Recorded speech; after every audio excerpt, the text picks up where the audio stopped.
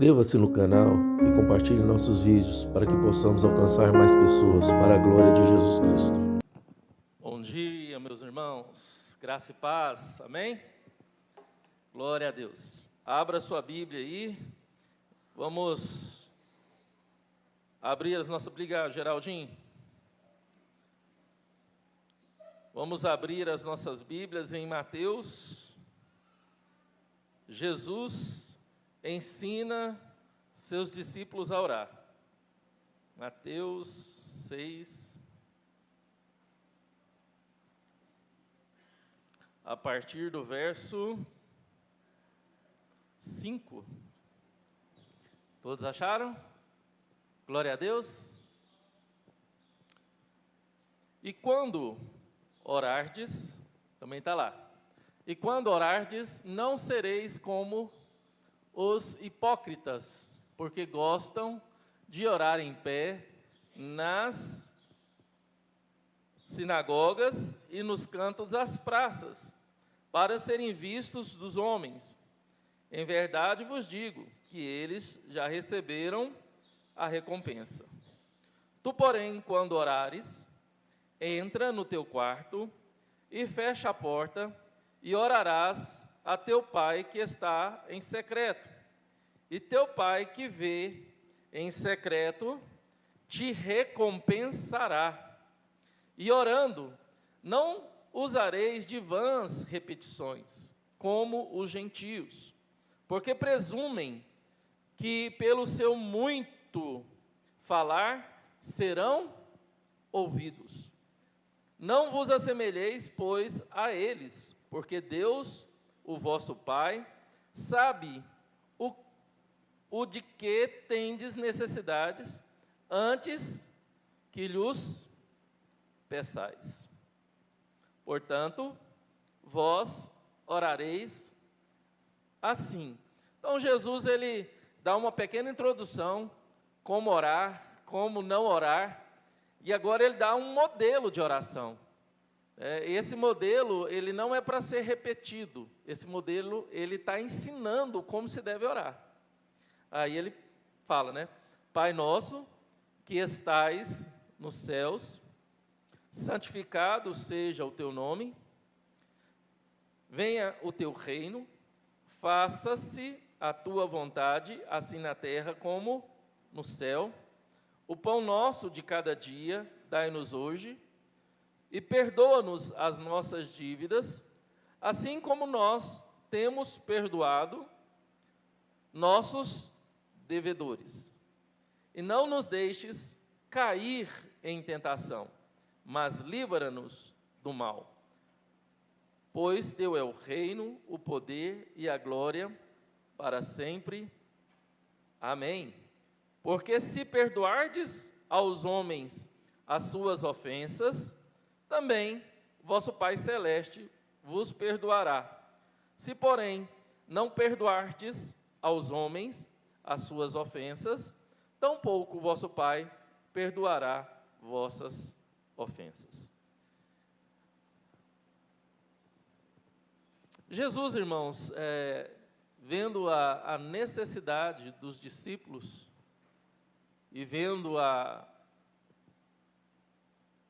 deturpação no meio do povo sobre a questão da oração, ele traz um ensinamento sobre a oração.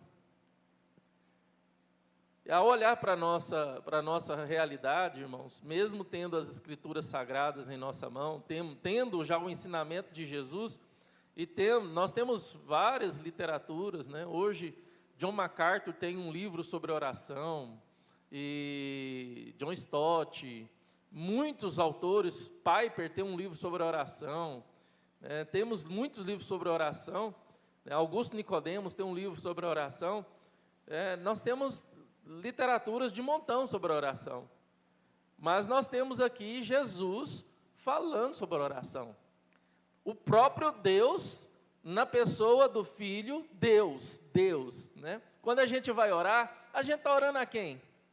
A Deus. E Deus está ensinando o que é oração. E Ele dá uma boa introdução como se deve orar. E ele fala o quê? E quando orardes, não sereis como os hipócritas. E ele trabalha bastante essa questão da hipocrisia no coração dos seus ouvintes, tanto os discípulos como também as multidões que o cercavam, tanto por causa do pão quanto por causa dos milagres. Porque as pessoas cercavam Jesus não somente por quem ele era, né, porque tinha convicção de quem era Cristo, mas não tinha coragem de ser seu discípulo, como Nicodemos. Nicodemos tinha certeza quem era Jesus, mas não tinha coragem de ser discípulo, por causa da comodidade que tinha alcançado. E também por causa do pão, dos milagres que Jesus tinha feito. Jesus tinha curado pessoas, Jesus tinha ressuscitado, Jesus tinha multiplicado pães, Jesus tinha feito vários sinais. E por esses sinais, muita gente estava, quis estar perto de Jesus. E Jesus agora fala o quê? Que muita gente estava orando a Deus, se aproximando de Deus, buscava a Deus por hipocrisia. E Jesus citou aqui o exemplo de quem? Citou o exemplo do quê? Dos religiosos. Os religiosos, os fariseus, aqueles que frequentavam as sinagogas, aqueles que iam para as pontas das praças e oravam em pé, eles apresentavam diante dos homens e apresentavam diante de Deus orações falsas. Por que eram orações falsas? Porque não era oração sincera a Deus, mas era oração para obter a atenção de homens. Obter a atenção de homens. Quando nós oramos ou buscamos a apresentar-nos diante de Deus para obter a atenção de homens, irmãos, nós estamos sendo hipócritas. Não somente no campo da oração, mas seja em qualquer campo.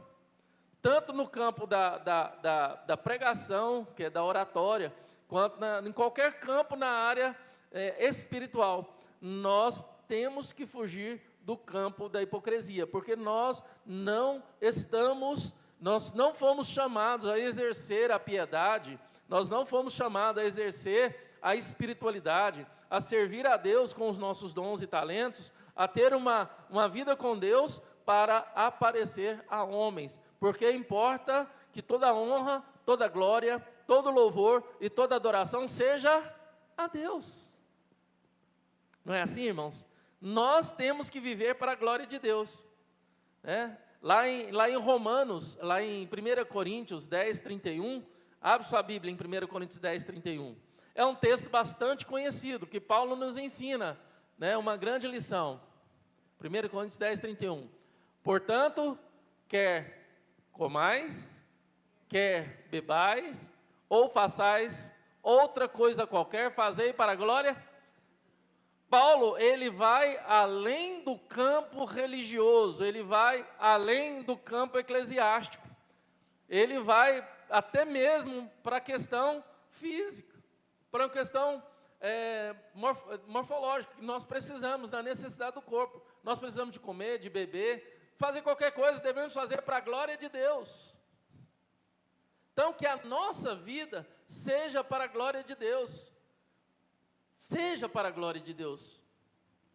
Que tudo que nós venhamos fazer em todos os âmbitos da nossa vida, seja no âmbito profissional, seja no âmbito eclesiástico, seja para a glória de Deus. Imagine, irmãos, isso eliminaria muita ansiedade do nosso coração, não eliminaria? Porque tanto na questão familiar, quanto na questão profissional, nós vivemos com muita ansiedade. Imagina no campo eclesiástico, na questão da igreja, quanta ansiedade nós não carregamos no coração. Quando a gente está na frente de um evento, e a gente vai organizar um evento, quando nós não ficamos ansiosos, se vai ter uma resposta por parte dos irmãos, de participação, se os irmãos vão gostar, se se vai ter, de fato, né, um apoio por parte dos irmãos que estão ajudando, se no próximo, né, vai repercutir tanto aquele no próximo. Nós vivemos o tempo todo ansiosos, porque nós não descansamos, né, em Deus. Não, eu estou fazendo para a glória de Deus. O que importa é que Deus seja glorificado no pouco que eu estou fazendo. Porque eu faço da minha vida, volta lá, isso, obrigado.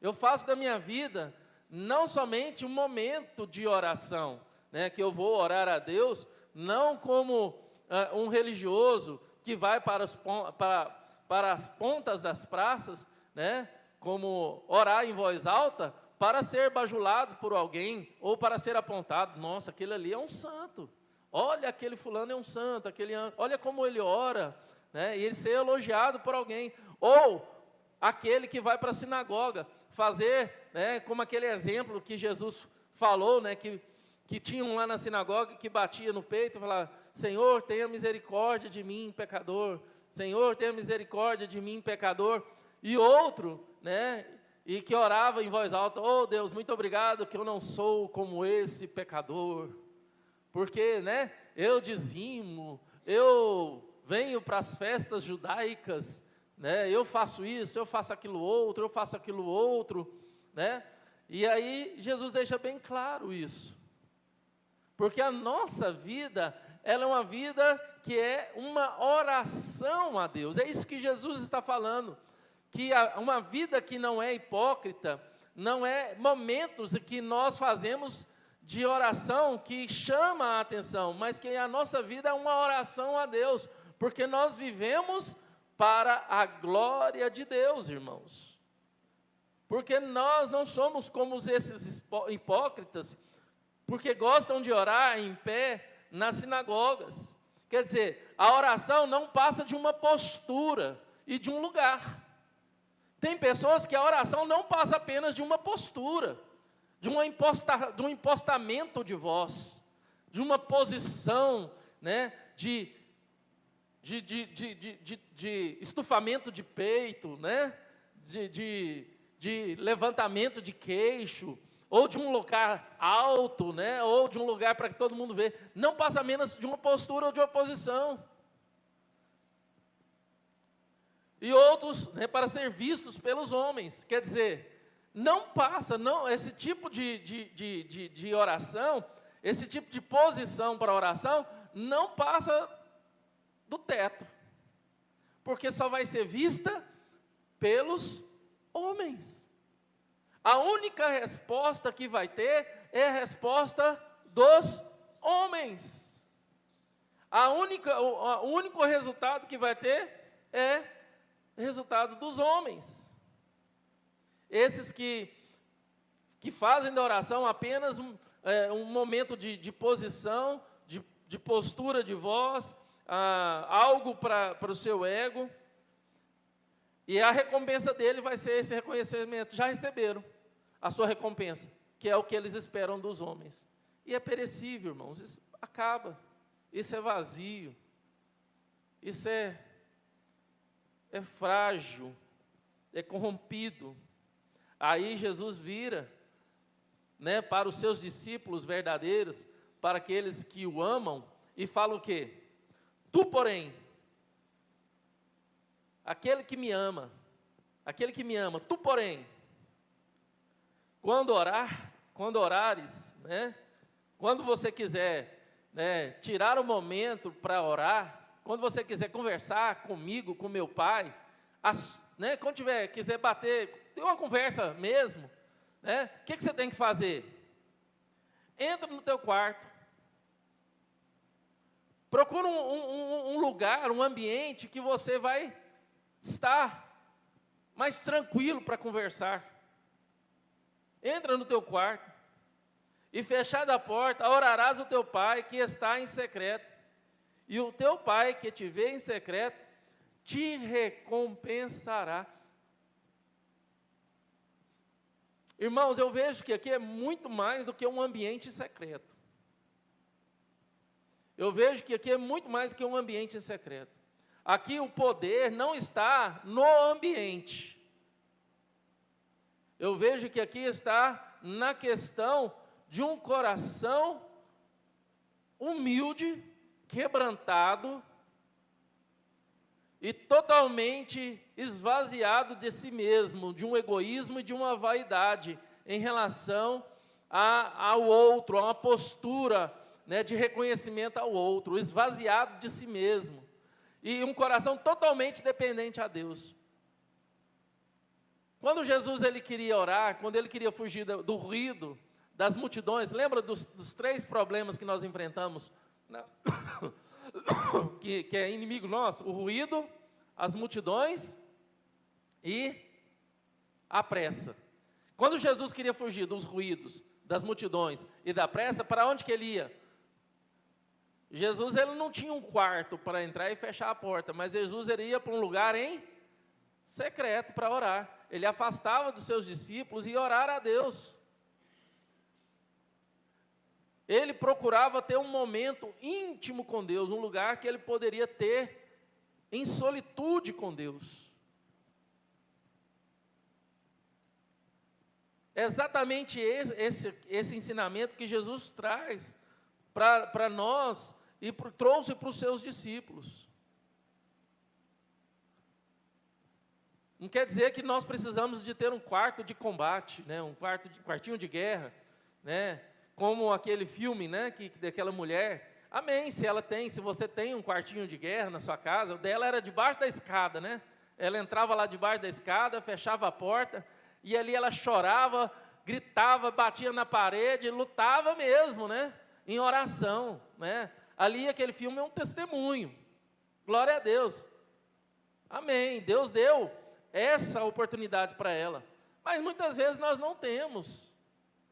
Mas Deus, Ele sempre vai dar para você e para mim a oportunidade da gente ter o nosso momento em secreto com Ele, irmãos. A gente nunca vai ter a desculpa de falar para Deus assim: Deus, eu não tive a oportunidade em toda a minha vida de ter o meu momento em particular contigo, em secreto, eu nunca tive. A gente vai chegar diante de Deus assim: Deus, ó, no dia que a gente morreu, o dia que for, Deus, eu nunca tive esse momento, nunca tive, Deus, eu não tive essa oportunidade. Aí de repente Deus baixa uma tela de 32 polegadas, ou de 200 polegadas, lembra desse momento aqui? Pá! Lembra desse momento aqui? Pá! Lembra? Aí você só vai se encolhendo assim: oh meu Deus, me perdoe. Eu não lembrava desse momento. Quantos momentos Deus não proporcionou na sua vida e vai proporcionar de você ter o momento? E quantos momentos não foram desperdiçados com bobagens, futilidades, e até mesmo pelo diabo? Às vezes Deus te dá um momento e de repente você fala: agora eu vou ter o meu momento com Deus, e de repente vem, plim! Aí você fala: nossa, o que está acontecendo? Aí você, um negócio aqui no Instagram. Aí você olha, aí de repente você vai lá para o Stories do Instagram, de repente você vai para os Reels, de repente você passa 1 hora, nossa, eu estou atrasado no meu compromisso, perdeu o tempo que você deveria ter com Deus. São os ruídos, as multidões e a pressa. Os ruídos, as multidões e a pressa. E aí se vai, irmãos. É exatamente isso que Jesus está falando. Tu, porém, entra no teu quarto, fechada a porta, orarás. O que Jesus está falando é: desconecte do mundo. Naquela época os discípulos não tinham celular, não tinham WhatsApp, não tinha nada. Eles não tinha nada. Mas Jesus sabia dos ruídos, das multidões e da pressa. Ser humano é ser humano desde que o mundo é mundo, irmãos. O ser humano é ocupado com muitas coisas desde que o mundo é mundo. A gente sempre vai achar alguma coisa para a gente preocupar. Nossa, eu tenho que cozinhar o feijão. Nossa, eu tenho que... Não, peraí. Entra para o teu quarto, fecha a porta. Desconecte de tudo. Agora é eu e você e eu. Faça isso. Desconecte. Desliga seu celular, desliga seu tablet, desliga. Porque talvez você deixe no silencioso e numa distração sua você olha para a tela acende. Aí esse trem vai ficar na sua cabeça: nossa, a tela do meu celular acendeu. Não, mas ele acende mesmo. Não, mas por que acendeu? Será que é alguma coisa urgente? Não, vai que é uma coisa urgente. Eu tenho que olhar. Você perdeu, você desconectou totalmente. Você não vai conseguir. Ou senão você pega, desliga, deixa num lugar lá longe e vai só você para um lugar onde você não tem nada para te distrair. É isso que Jesus está dizendo para eles aqui. Um lugar, um quartinho secreto, onde vai estar você e Deus secretamente. Aonde talvez não vai ter ninguém que vai estar lá. Você está orando, de repente a pessoa vai lá. Fulano, você está aí? Ô, fulano, estou precisando de você. Você, nossa, eu estou querendo orar e de repente, não, você precisa ter um tempo para Deus, calma. Nem que fosse 5 minutos.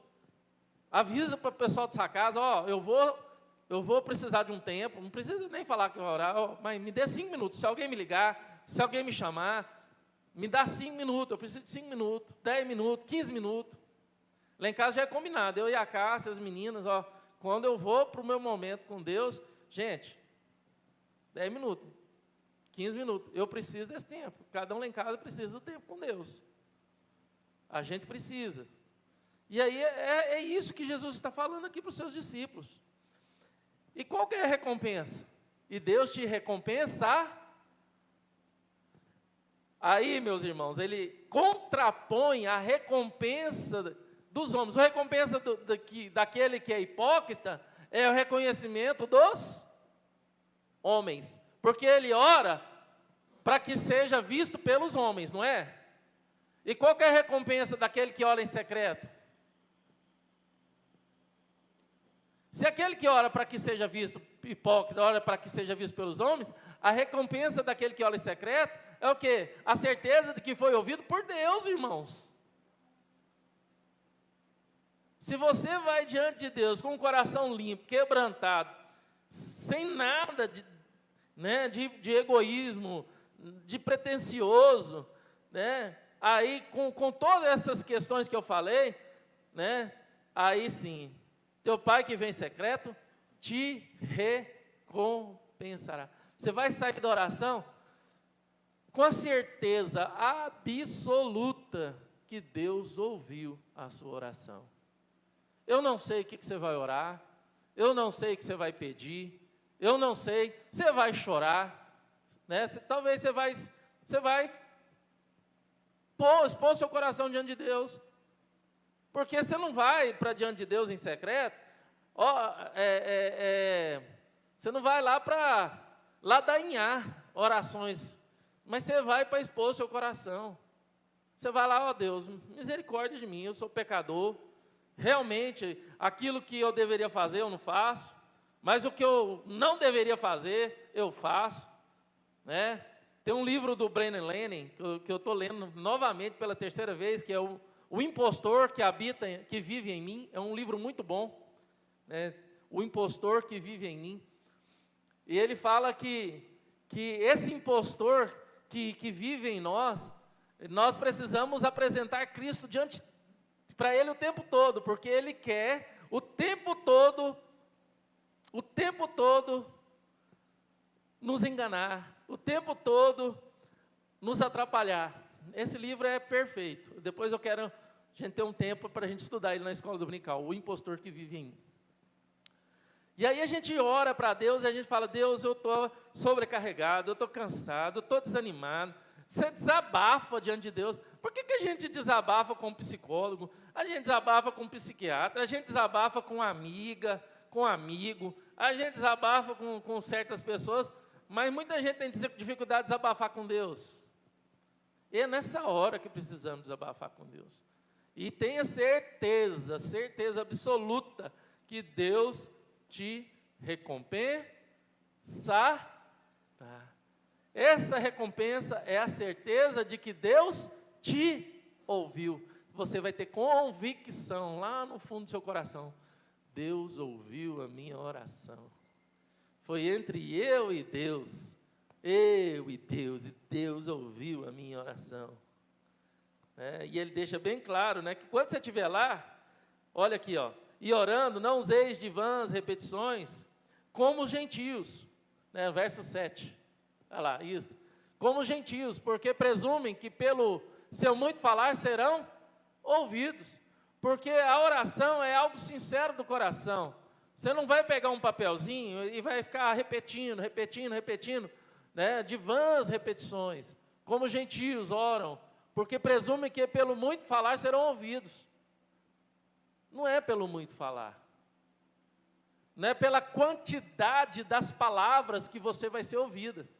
A gente fala muito isso, né? Não é pela quantidade, sim pela qualidade. Não é assim na igreja? A gente não tem que ir pela quantidade, mas pela qualidade. Mas o nosso coração, né, o nosso coração vaidoso, ele sempre vai buscar primeiro o quê? A quantidade. A gente sempre vai achar que na quantidade está a qualidade. Isso é o quê? Isso é pragmatismo. Pragmatismo, irmãos, né, ele vai de encontro, né, não vai ao encontro. Né? Uma coisa que vai ao encontro é aquilo que abraça e caminha junto. Mas algo que vai de encontro é o que choca, que bate. Então, o pragmatismo, ele vai de encontro ao Evangelho. Ele bate, ele choca, né? Ele não abraça o Evangelho. O pragmatismo não abraça o Evangelho do Senhor Jesus Cristo, né? Então, ele não abraça. Então, o que vai ao encontro ao Evangelho? É aquilo que o Senhor Jesus está ensinando. Não são as vãs repetições, não é a quantidade, não é aquilo que você fala, não é a quantidade. Então, eu vou orar muito, eu vou fazer campanha de oração, eu vou fazer isso, eu vou fazer aquilo, né? Às vezes a gente quer criar métodos, artifícios, né? A gente quer criar projetos, né? Às vezes, e a gente está caminhando errado, irmãos. Às vezes a nossa ansiedade, os nossos anseios, a gente quer caminhar por... E às vezes a gente no anseio de ajudar a Deus, olha que coisa, loucura, né? No anseio de querer ajudar a Deus, pretensão nossa, né? A gente atrapalha, né? Entre aspas também, né? Porque a gente quer criar métodos humanos para ajudar. E na verdade o que Jesus, o próprio Deus está ensinando o quê? Que a oração, ela começa individualmente entre você e Deus. Não adianta eu fazer campanha de oração, não adianta eu fazer jardim de oração, não adianta eu fazer várias coisas na igreja aqui para oração, se você não tomar a decisão no seu coração, entender no seu coração, que a vida de relacionamento com Deus, a vida de oração com Deus, começa entre você e Deus, na sua casa, no seu secreto, no seu particular, entre você e Deus. Não por meio de vãs repetições, não por meio da quantidade que você acha que você tem que estar na presença de Deus. Espera aí, eu vou pegar né, geralmente tem um crente matemático, né? Que gosta de fazer os projetos, engenheiro, né? Eu vou pegar minhas 24 horas, vou organizar assim, e começa, né? Não, espera aí, calma. Vai com calma. Deixa Deus te conduzir nesse processo de intimidade com Ele. O coração do homem pode fazer planos. Você pode projetar, fazer planos, mas no fim, você vai entender que o quê? Que a resposta certa sempre vai vir do Senhor. Que Deus sempre vai conduzir os seus passos. Deus sempre vai. Né? Aqui a irmã Uda está com quantos anos, irmã Uda? 78. O irmão Astor fez 80. Né? Eles vão poder dizer para nós mais novos aqui, que a vida é assim. Eles poderam planejar, mas muitas vezes a resposta vem de Deus. Eles fizeram os planos, mas quem conduziu os passos deles foi o Senhor. Foi o Senhor. É assim, irmãos. Não adianta se a gente não buscar, né, a cada um buscar, cada cristão, igual Jesus está ensinando aqui, a sua intimidade com Deus em casa, não muda, irmãos. Não vamos mudar. E Jesus está ensinando isso aqui para os seus discípulos. E eu creio que os seus discípulos aprenderam muito bem a lição. Porque houve uma revolução na história por meio dos discípulos de Jesus. Ah, pastor, mas acho que eles não aprenderam muito bem, não. Só foi aprender depois do Pentecostes, né?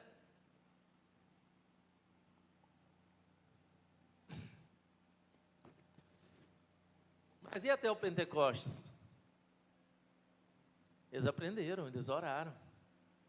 Eles oraram. E aí vamos lá, irmãos. Aí vamos lá, no verso 8. Não vos assemelheis, pois, a eles. Assemelheis a quem? Aos gentios, né? Que eram pragmáticos, que inventavam orações e ladainhas, né? Que achavam que as ladainhas, né, convenciam os seus deuses, né? Porque Deus, o vosso Pai, sabe de que tendes necessidade.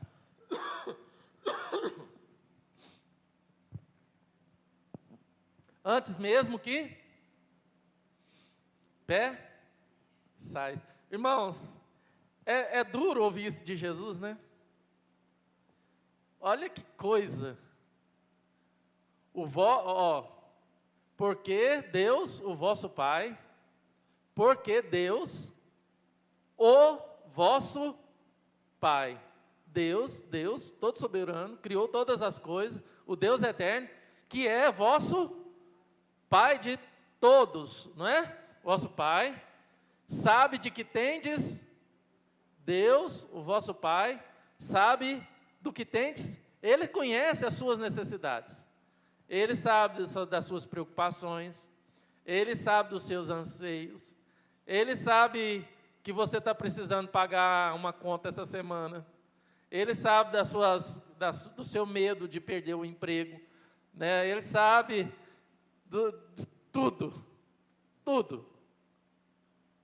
Antes mesmo que você peçais. E o que vem no seu coração agora, depois de ouvir isso? Jesus ensinando seus discípulos. O que vem no seu coração?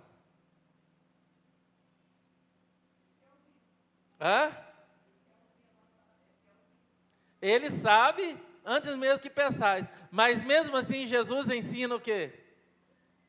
Olha lá, próximo. Vai lá.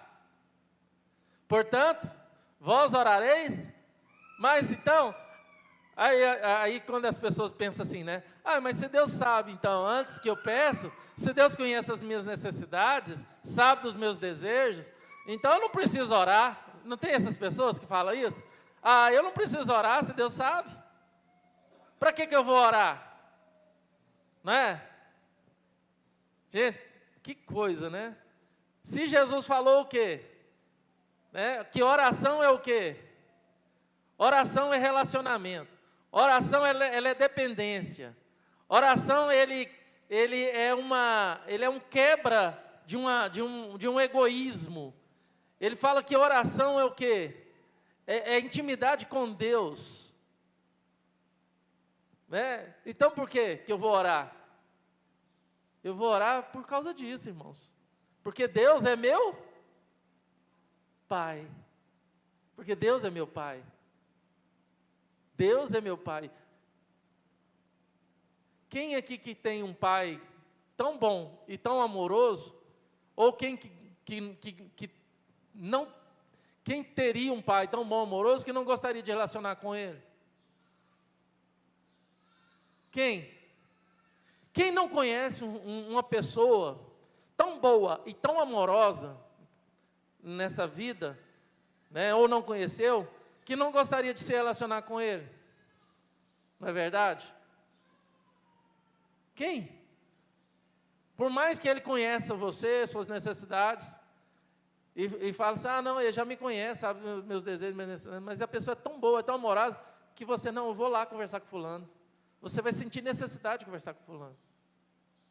Não é? Não é assim? É exatamente isso. E aí Jesus diz o quê? Aí ele começa o quê? Pai Nosso. E ele trabalha muito bem a questão do Pai Nosso, da figura do Pai. Da figura do Pai. Da figura de um Pai amoroso. da figura do pai que abraça, da figura do pai que ouve,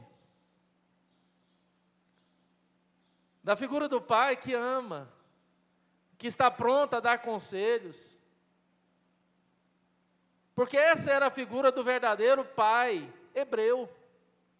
A figura do verdadeiro pai hebreu é aquele pai que contava a história para os seus filhos, que ensinava os valores para os seus filhos, que ensinava o valor cristão, o valor da fé, o valor do trabalho. Esse é o verdadeiro pai que as Escrituras ensinam.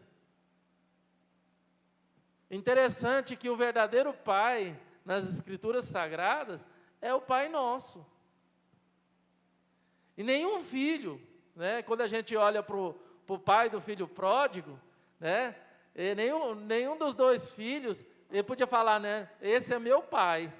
Não, o pai do filho pródigo, ele era o pai dos dois filhos. Tanto do filho que ficou, quanto do filho que foi rejeitado. Porque mesmo do filho rejeitado, ele ficou esperando o seu filho, a volta do seu filho. Ele continuou, mesmo sendo rejeitado como pai do filho pródigo, pelo filho pródigo, ele ficou sendo o pai do filho pródigo. E Jesus contou a história do filho pródigo, se revelando o amor de Deus por nós, pelo povo de Israel e por nós, a igreja dos gentios. Por nós que negamos a Deus. Por isso que Ele é Pai, e Pai nosso, irmãos. Como que nós não vamos orar a Deus? Como nós não vamos buscar relacionamento com um Pai como esse?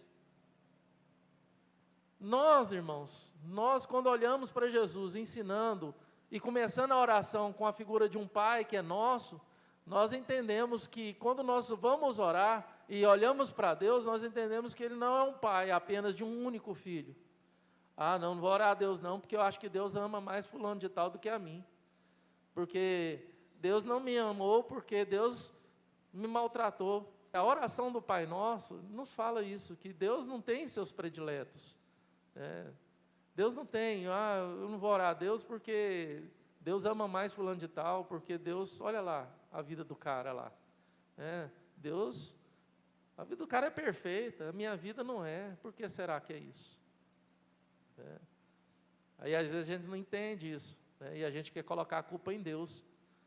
E a gente muitas vezes a gente não vai dar conta de falar Pai Nosso, né? Aí muitas vezes é mais fácil falar que é pai do outro, né? Deus é muito mais pai do outro do que pai meu. Porque se fosse pai meu, minha vida não seria assim, não teria acontecido isso. E aí Jesus fala que não.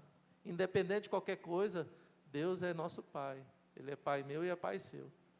E as coisas que acontecem na nossa vida não é porque Deus deixou de ser Pai, mas foi para mostrar a sua paternidade, para mim e para você, e seu amor, mesmo que de uma forma diferente. Mesmo que a gente não entenda, e nunca entendeu de imediato, mas vamos entender, nem que for na eternidade. Amém, irmãos? São situações da vida. São situações da vida.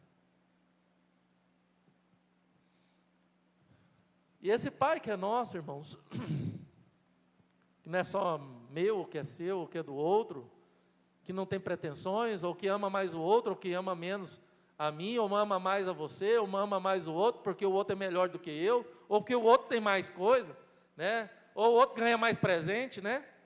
Às vezes a gente fala assim, não, meu pai ama mais a minha irmã porque dá mais presente, né? Dá mais atenção. E não é isso, irmãos. Não é isso.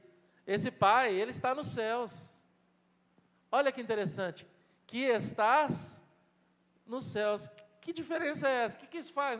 Qual a diferença que isso faz na oração? Por que a gente tem que saber que Deus está no céu para a gente orar? Qual que é essa diferença? Pai nosso que estais nos céus. Por que a gente tem que saber que Deus está no céu? Por quê? Qual que é a diferença, irmãos? Você já parou para pensar? Por que Jesus colocou essa palavra? Pai, que estais nos céus. Hã? Porque Ele está acima de tudo. Amém. Também. Qual que é o significado de céus, irmãos? Além de altitude, né? Além de altitude. Céus representa o quê, irmãos? Quando você pensa no céu, você representa em quê? Quando você pensa no céu, você pensa em quê? Eternidade. Hã? Perfeição. O que mais? Quando você pensa no céu? Morada. O que mais? Quando você pensa no céu, você pensa em... Hã? Não entendi? Amor de Deus. O que mais? Eternidade. O que mais? Paz.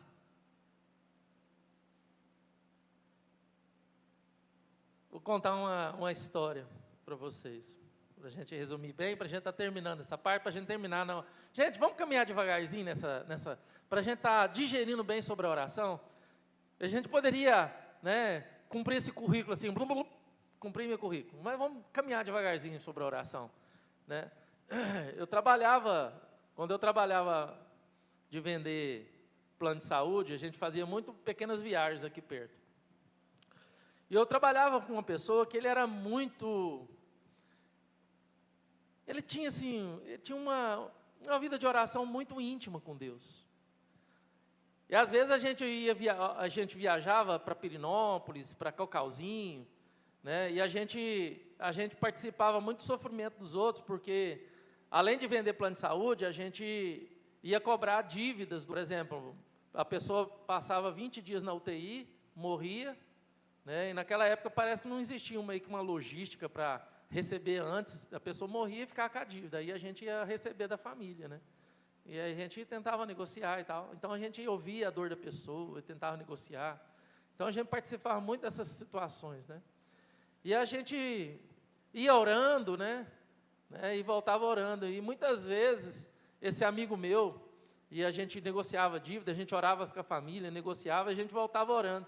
E muitas dessas histórias de dor, de luta dessas famílias que perdiam seus entes queridos, mexia com a gente, e esse rapaz, ele voltava chorando e orando, ele fala assim, Camilo, mas eu estou numa saudade do céu, eu estou numa saudade do céu. Aí eu virava para ele e falava assim, fulano, mas como assim, você nunca foi lá, como é que saudade? Não, mas eu sinto que eu pertenço ao céu, eu sou de lá, por isso eu estou com saudade do céu. E aí quando Jesus fala que Pai nosso que estais no céu, é exatamente para lembrar que nós somos filhos de um Deus nós somos filhos de um Pai que tem uma casa que é nossa, um lar que é nosso, para nos lembrar que nós estamos num lugar que não é nosso, que o nosso sofrimento nesse lugar que nós estamos aqui, nessa terra, é transitório, viu, Valmir? A sua dor é transitória, meu irmão. Essa dor na sua perna, essa situação que você passa, é transitória. E Jesus, quando ensina para nós que Pai nosso que estais no céu, está dizendo que vai passar. E esse Pai que está lá no céu, está esperando nós lá, como o Pai do filho pródigo, com o braço aberto e um anel para colocar nos nossos dedos. E toda vez que a gente ora Pai Nosso, a gente lembra desse Pai que está lá no céu. E um dia, quando nós sairmos dessa vida aqui e formos para o céu, nós vamos receber um abraço desse Pai que está lá no céu. Que imagina, irmãos, que maravilha. Que maravilha, irmãos. E a gente ora o Pai Nosso, como está no céu, de uma forma tão automática, tão sem significado. Às vezes a gente nunca recebeu um abraço, um amor de um pai, né? Como talvez a gente nunca recebeu.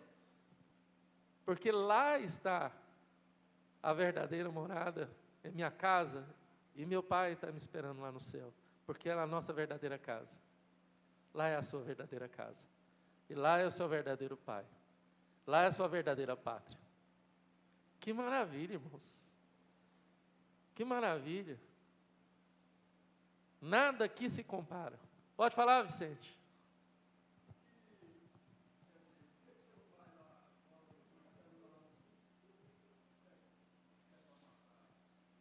Eu pego um abraço do meu pai todo dia, mas eu estou falando de algo diferente, de algo celestial, de algo totalmente que não é humano, você entendeu? Algo que nenhuma perspectiva humana, nenhuma pretensão humana pode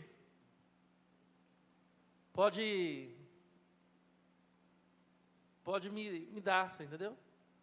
E a oração que Jesus está ensinando para os seus discípulos, está falando desse Pai que está no céu, nos esperando a nossa volta. Jesus está esperando, Deus está lá no céu esperando a sua volta, Vicente. E Ele está lá de braço aberto te esperando. Ele vai te dar um abraço tão gostoso quando você chegar lá. Um abraço que você nunca recebeu na sua vida. Que maravilha, né?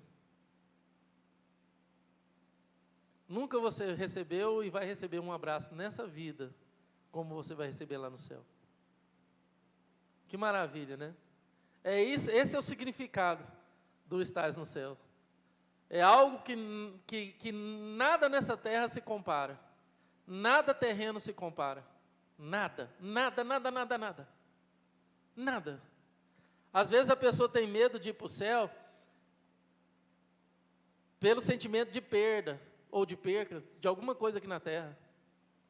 Mas nada do que é bom aqui na terra, do que é melhor, nada se compara daquilo que Deus tem no céu. Nenhum beicinho de pulga, né? Um beicinho de pulga. Pois é. Nos céus. Exato, boa observação. Boa exegese, viu? Você pode fazer um seminário. Bem observadora. Amém, pra você ver, né? Glória a Deus. Glória a Deus. Amém. Vamos devagar, né, irmãos? Depois vamos entender cada palavra. O poder desse santificado. Seja o teu nome, né? Vamos orar? Pai querido, nós te louvamos, bendizemos e agradecemos e exaltamos o teu santo nome. Muito obrigado, ó Pai, pela tua palavra. Agradecemos, ó Deus. Nos dê um domingo de paz e alegria na tua presença. Continue falando aos nossos corações, ó Pai. Em nome do Senhor Jesus. Amém. Amém. Amém. Deus abençoe, irmãos. Até logo mais à noite. Abraço.